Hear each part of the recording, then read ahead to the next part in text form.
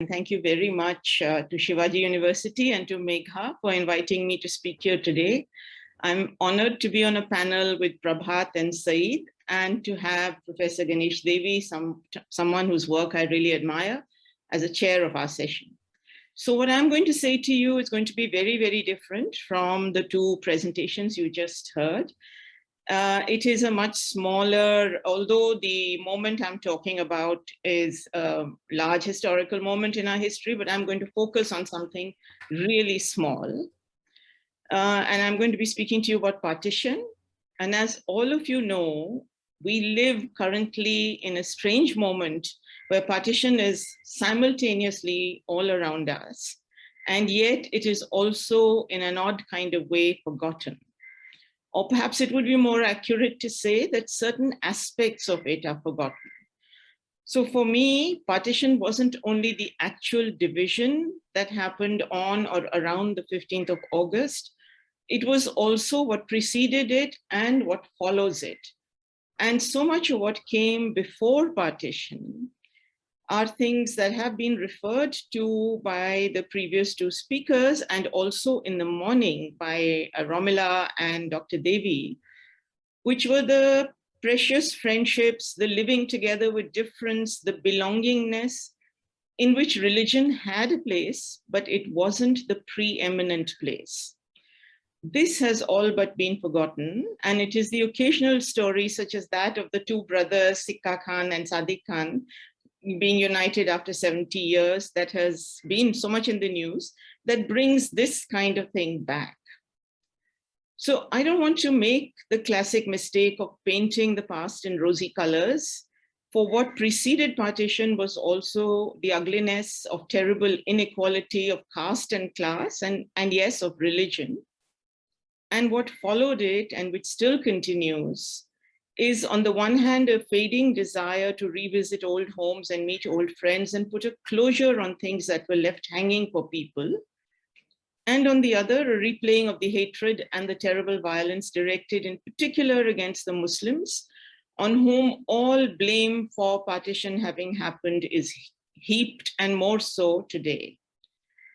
The escalation of this kind of violence and its tacit sanctioning by the powers that be is also, I think, what pushes us to look again at partition and to ask what lessons that moment offers us. So because of the selective recalling of partition today, and because of the instrumentalization of these partial memories into actual violence, not only in our country, but also in Pakistan and Bangladesh, I want today to do something different, to recall something different, to recall something that speaks of what is possible, something that can perhaps in these dark times give us hope.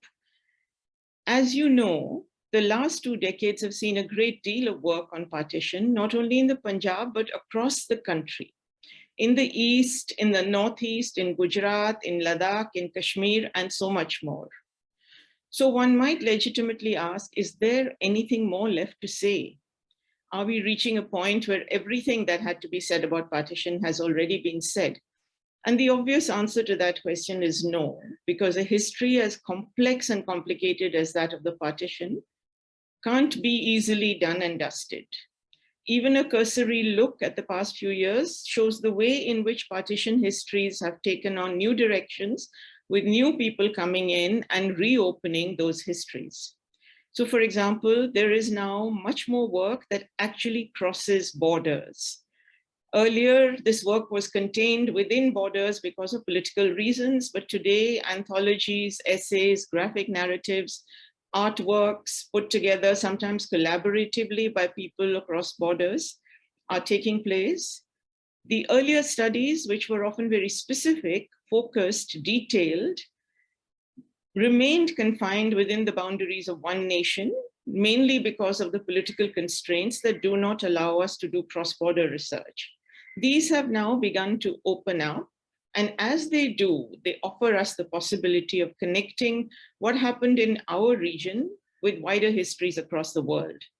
So for example, partition refugees did not only move within South Asia, but also to other parts of the world. and they carried their stories with them. Now, in this day and age, it is their children and grandchildren who, as they travel across the world, as they populate academic spaces abroad, they take these legacies with them and often share them in very, very interesting spaces.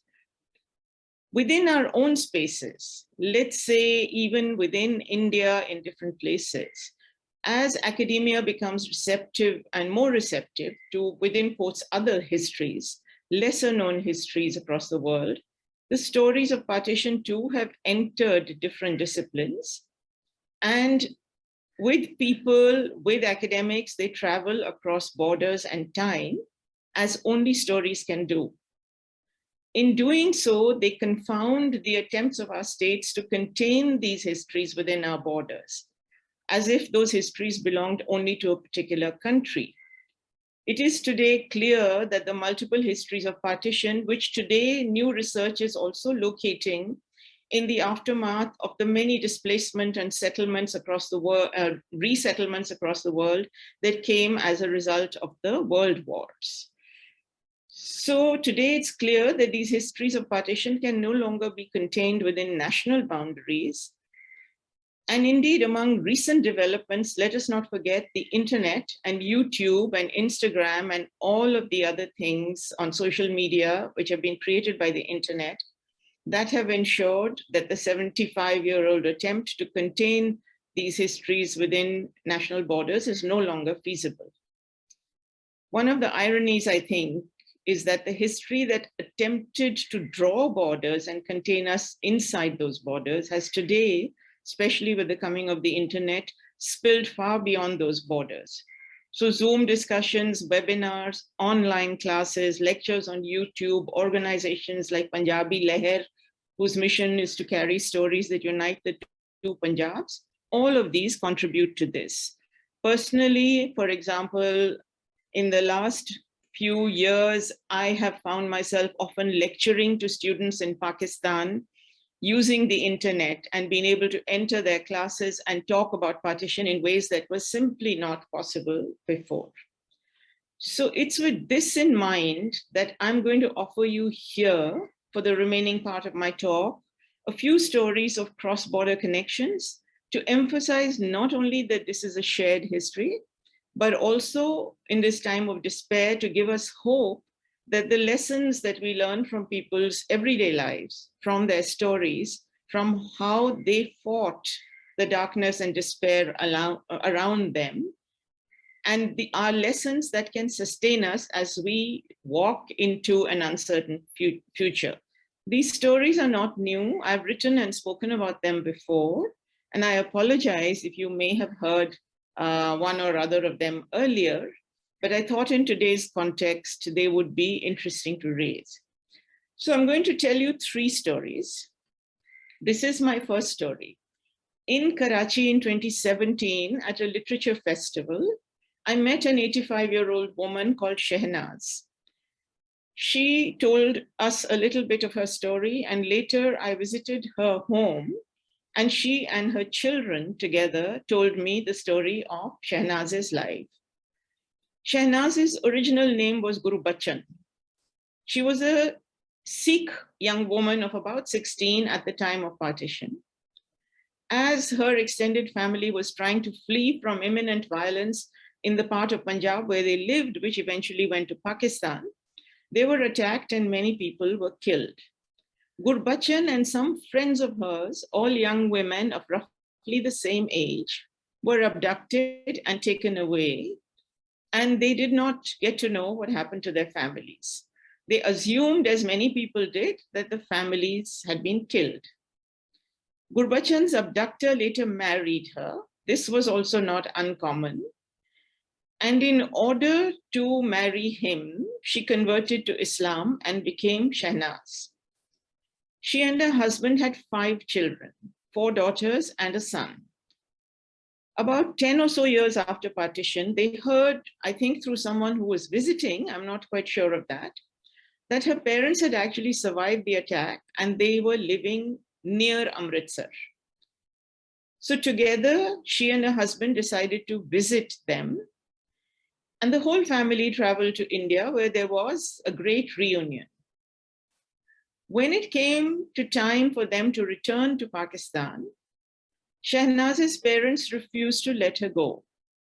They told her that she could keep her children if she wanted, but that they did not want her to leave with her husband or to live with him. And the reason doesn't require any guesses. He was Muslim, he was Pakistani. And they forcibly kept her back in Amritsar. Her husband left for Pakistan with their 5 children. Shehnaz was now, within quotes, returned to her original identity and original religion. So she became Gurbachan again and became a Sikh again. And later she was married to a widower who had a young son who needed to be looked after. Many years later, her son migrated to the US after her husband died. And here is another partition history crossing another border. And later, Shehnaz Gurbachan, she was now called Gurbachan, went to live with her son in the United States. 50 years had now passed since the separation from her children. In the US with her son, she often spoke of her, again within quotes, original family, and the son suggested they try to find them.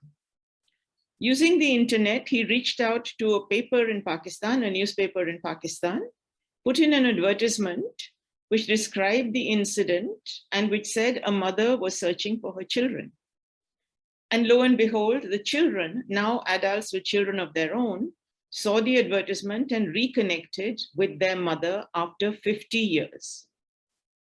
When I met her in Karachi, Shehnaz had come to Pakistan to be with her original family and had chosen to become Shehnaz again.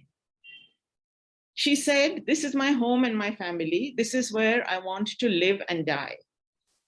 She was on a 3-month visa to Pakistan, which had been given to her on compassionate grounds because of her age.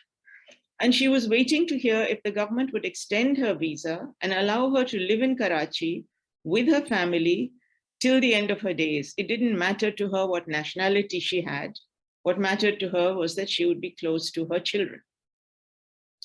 So from Gurbachan to Shehnaz to Gurbachan to Shehnaz again, from Pakistan to India to Pakistan to India to America to Pakistan, home, family, belonging, citizenship, migration, all of these stories rolled into one life, and a life that is quintessentially neither Indian nor Pakistani, but in many ways, South Asian. A second story that I want to tell you is the story of 2 men called Chaudhry Latif and Harkishan Das Bedi. It begins, however, with the story of a woman called Iqbal Begum. Iqbal Begum lived in a small village called Kher Dikki in Punjab at the time of partition. Like many others in the violence of partition, she lost many members of her family in the move to Pakistan, and this memory continued to haunt her. Years later, it came back once again to haunt her when her grandson wanted to go with a peace delegation to Amritsar. You will remember that there was a time when there were a large number of delegations of doctors and lawyers and students and activists and others traveling across the 2 countries. This was that moment when he wanted to go on a peace delegation, and she advised him against it, fearing that he would be killed. Now, while this was her experience, she had a daughter, Kulsum. For Kulsum, the story of partition was completely different. She married into a family of a man called Chaudhry Latif, who was a partition refugee who moved to Lahore after partition and was allotted a house in a local area called Islampura, which was earlier known as Krishnanagar. When Chaudhry Latif moved into the house in Islampura, he had no idea about its history. He didn't know that it had previously belonged to a Sikh who in turn had had to leave for India at very short notice. And he had been allocated that house. So one day he received a letter in the post addressed simply to the occupant of the house. The letter said, I write to you as a human being. I hope you will not be put off that a Hindu has written to you. We are human beings first and Hindus and Muslims only after that. I firmly believe that you will oblige me by answering this letter in the name of the human bond we share.